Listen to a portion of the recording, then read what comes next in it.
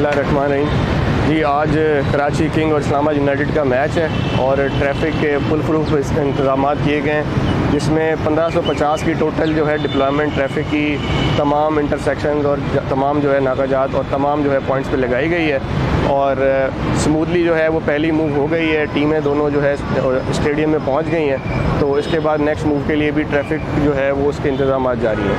बहुत शुक्रिया। मैं यहाँ पे PSL के लिए आया हूँ, तो यहाँ से बिल्कुल भी मुझे कोई परेशानी नहीं हुई, क्योंकि काफ़ी पहले भी मैं आया था, लेकिन पहले मुझे थोड़ा हुआ था, लेकिन इस बार बिल्कुल भी नहीं हुआ।